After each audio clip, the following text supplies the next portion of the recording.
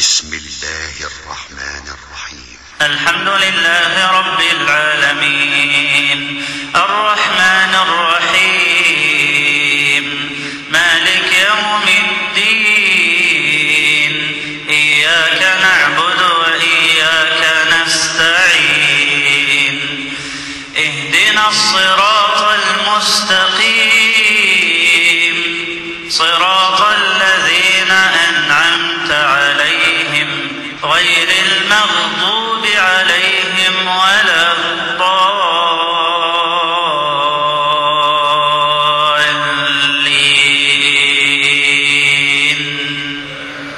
آمين. بسم الله الرحمن الرحيم. ألف لام ميم را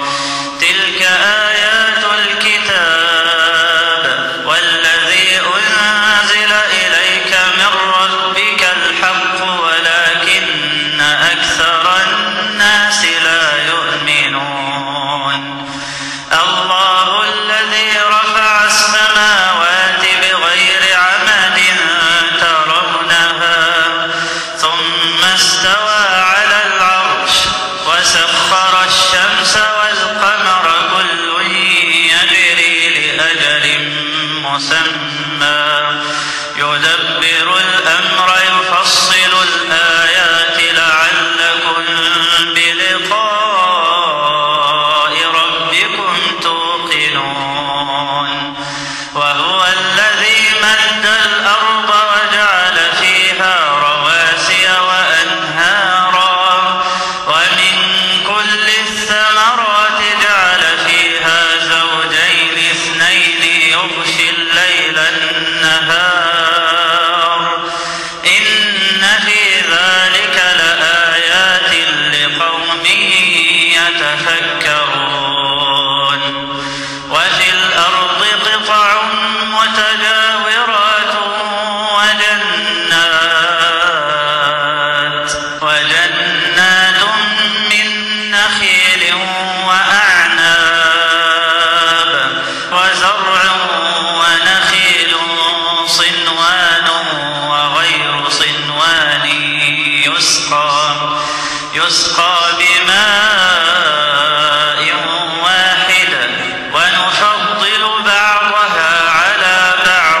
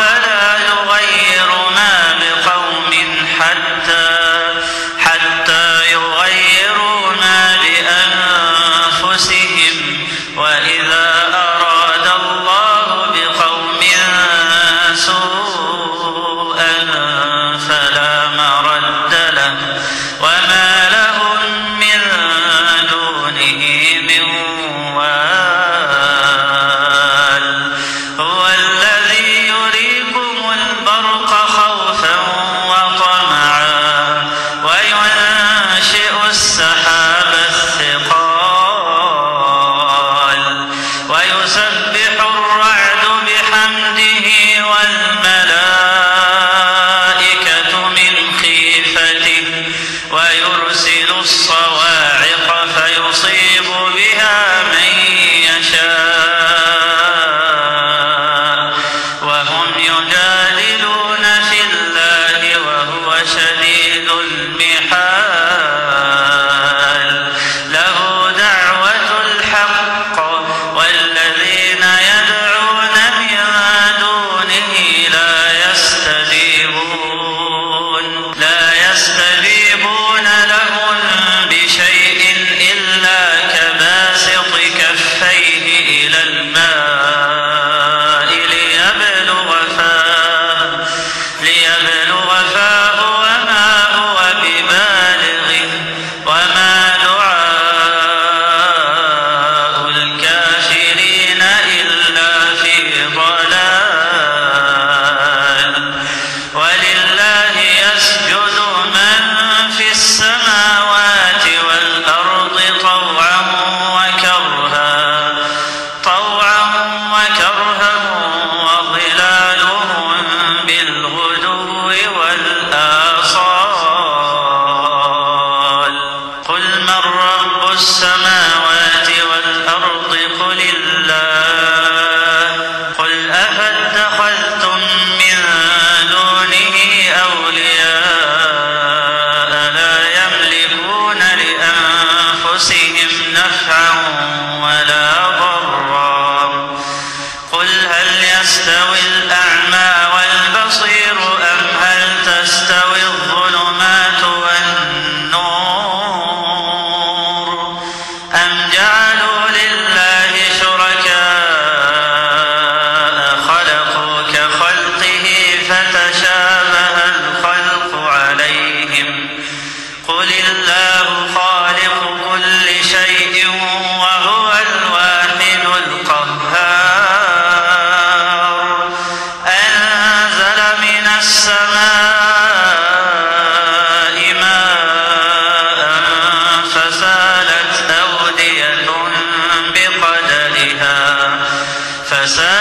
أودية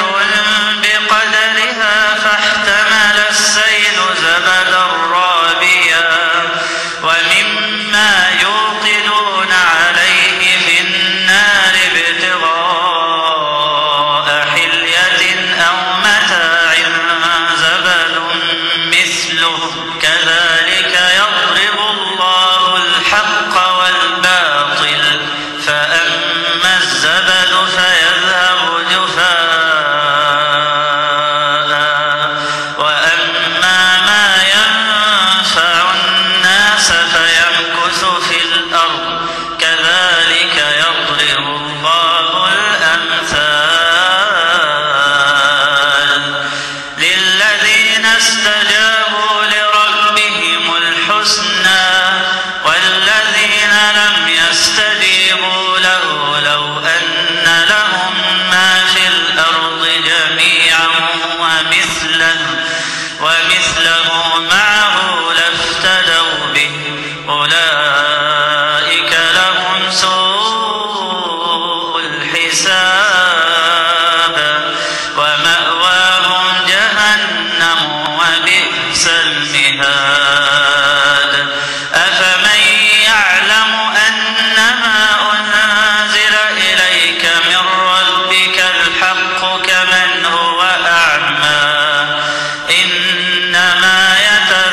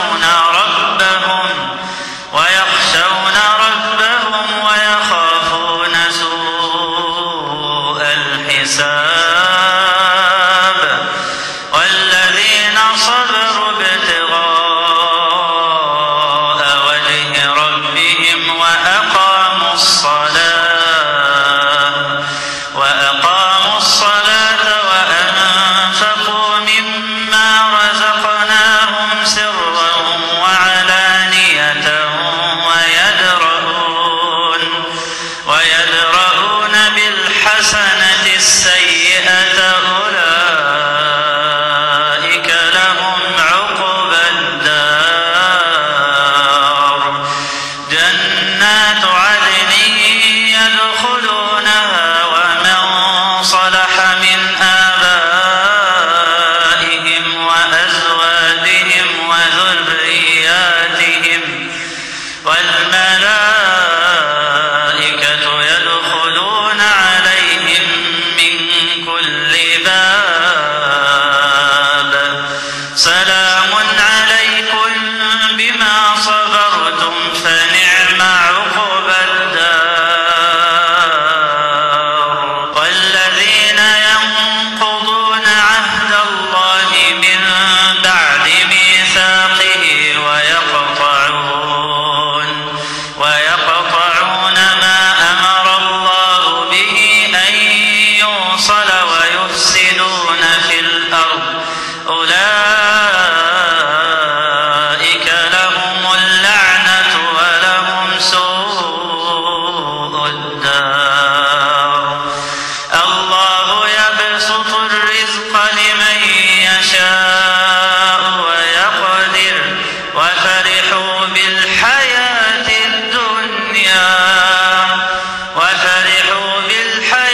الدنيا وما الحياة الدنيا في الآخرة إلا متاع ويقول الذين كفروا لولا أنزل عليه آية من ربه قل إن الله يضل من يشاء ويهدي إليه من أناب الذين آمنوا وتطمئن قلوبهم بذكر الله ألا بذكر الله تطمئن القلوب الذين آمنوا وعملوا الصالحات طوبى لهم وحسن مآب كذلك أرسلناك في أمة قد خلت من قبلها أمم لتتلو عليهم الذي أوحينا إليك وهم يكفرون بالرحمن قل هو ربي لا إله إلا هو عليه توكلت وإليه متاب ولو أن قرآنا سيرت به الجبال أو قطعت به الأرض أو كلم به الموتى بل لله الأمر جميعا أفلم ييأس الذين آمنوا أن لو يشاء الله لهدى الناس جميعا ولا يزال الذين كفروا تصيبهم بما صنعوا قارعة أو تحل قريبا من دارهم حتى يأتي وعد الله إن الله لا يخلف الميعاد ولقد استهزئ برسل من قبلك فأمليت للكافرين ثم فأمليت للذين كفروا ثم أخذتهم فكيف كان عقاب أفمن هو قائم على كل نفس بما كسبت وجعلوا لله شركاء قل سموهم أم تنبئونه بما لا يعلم في الأرض أم بظاهر من القول بل زين للذين كفروا مكرهم وصدوا عن السبيل ومن يضلل الله فما له من هاد لهم عذاب في الحياة الدنيا ولعذاب الآخرة أشق وما لهم من الله من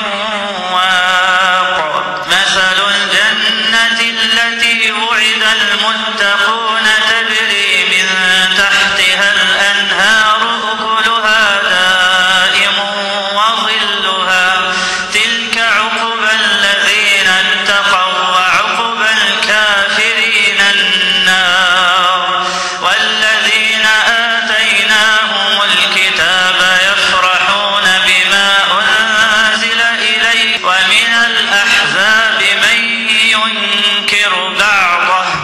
قل إنما أمرت أن أعبد الله ولا أشرك به إليه أدعو وإليه مآب.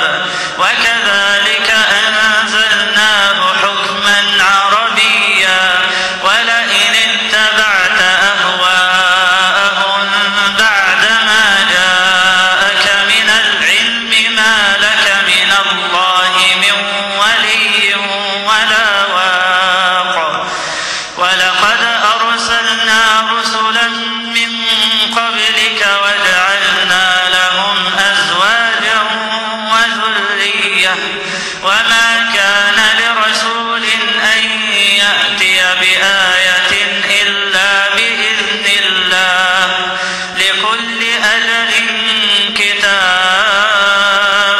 يمحو الله ما يشاء ويثبت وعنده أم الكتاب. وإما نرينك بعض الذي نعدهم أو نتوفينك فإنما عليك البلاغ وعلينا الحساب. أولم يروا أنا نأتي الأرض ننقصها من أطرافها والله يحكم لا معقب لحكمه وهو سريع الحساب. وقد مكر الذين من قبلهم فلله المكر جميعا يعلم ما تكسب كل نفس وسيعلم الكفار لمن عقبى الدار. ويقول الذين كفروا لست مرسلا قل كفى بالله شهيدا بيني وبينكم ومن عنده علم الكتاب. بسم الله الرحمن الرحيم. ألف لام را كتاب أنزلناه إليك لتخرج الناس من الظلمات إلى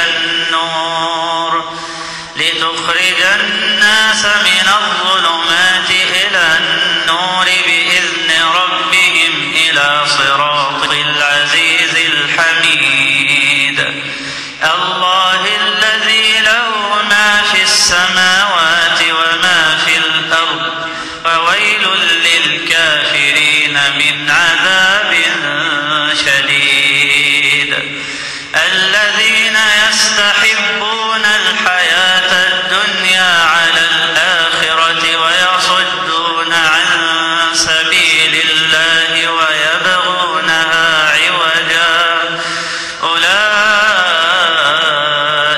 في ضلال بعيد. وما أرسلنا من رسول إلا بلسان قومه ليبين لهم فيضل الله من يشاء ويهدي من يشاء وهو العزيز الحكيم. ولقد أرسلنا موسى بآياتنا أن أخرج قومك من الظلمات إلى النور وذكرهم بأيام الله إن في ذلك لآيات لكل صبار شكور. وإذ قال موسى لقومه اذكروا نعمة الله عليكم إذ أنجاكم من آل فرعون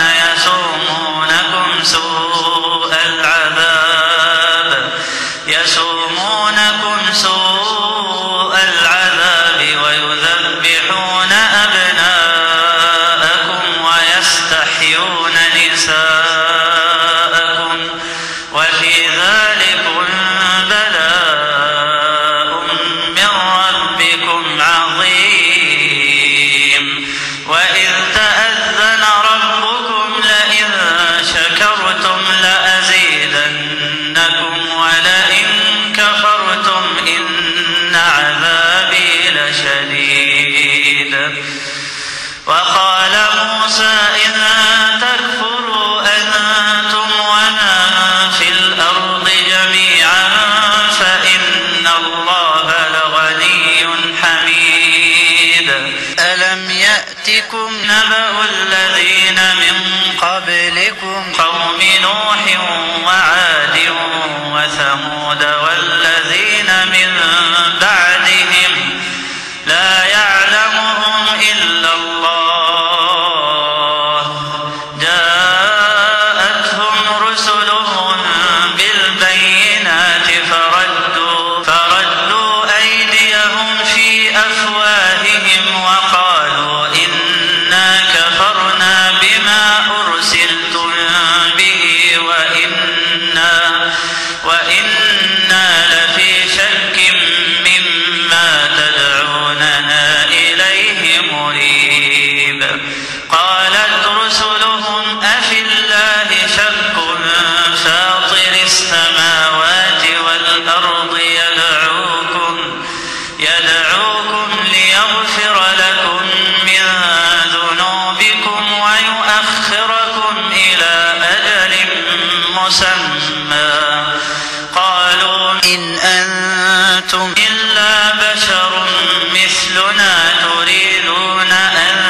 تصدونا عما كان يعبد آباؤنا فأتونا بسلطان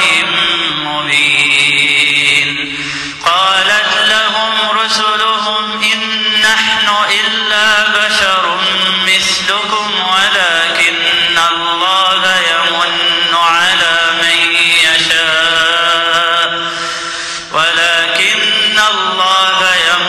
على من يشاء من عباده وما كان لنا أن نأتيكم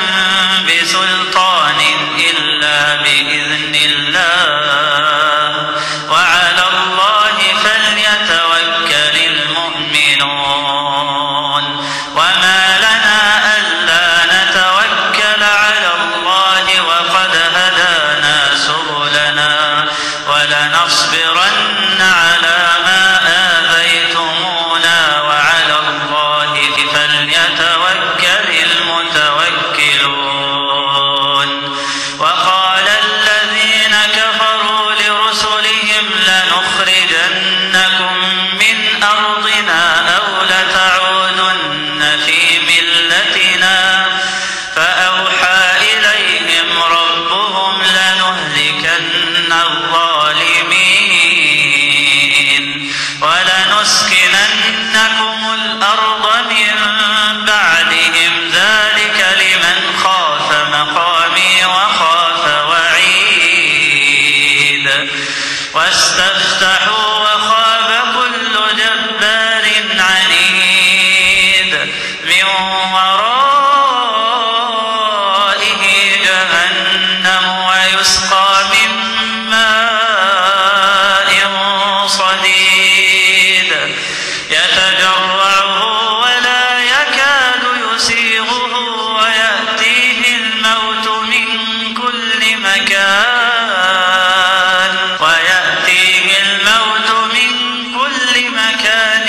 وما هو بميت ومن ورائه عذاب غليظ مثل الذين كفروا بربهم أعمالهم كرماد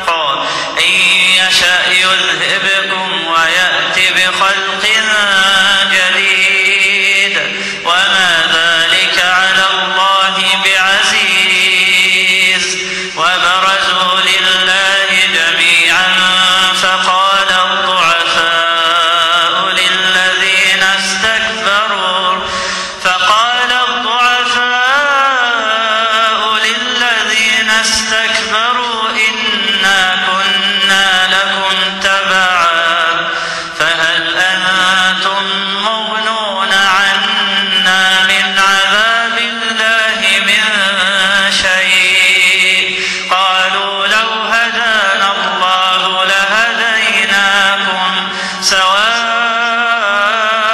علينا أجزعنا أم صبرنا ما لنا من محيص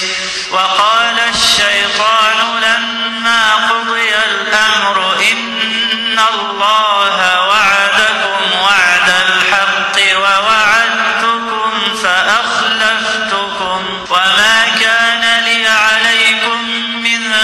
سلطان إلا أن دعوتكم فاستجبتم لي فلا تلوموني ولوموا أنفسكم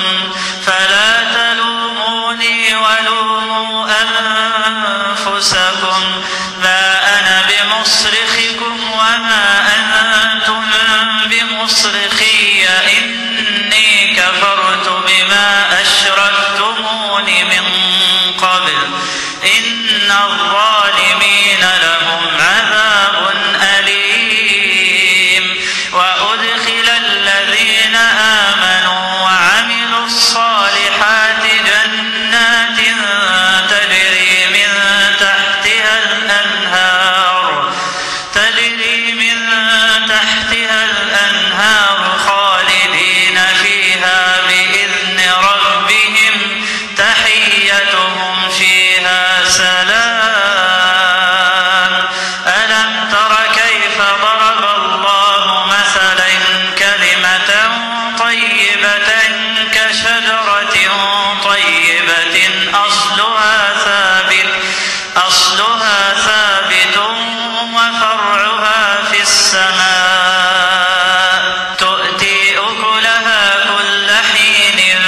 بإذن ربها ويضرب الله الأمثال للناس لعلهم يتذكرون ومثل كلمة خبيثة كشجرة خبيثة اجتثت من فوق الأرض ما لها من قرار يثبت الله الذين آمنوا بالقول الثابت في الحياة الدنيا وفي الآخرة ويضل الله الظالمين ويفعل الله ما يشاء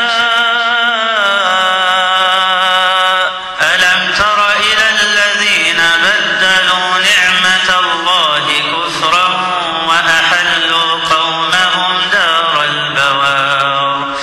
جهنم يصلونها وبئس القرار وجعلوا لله أندادا ليضلوا عن سبيله قل تمتعوا فإن مصيركم إلى النار قل لعبادي الذين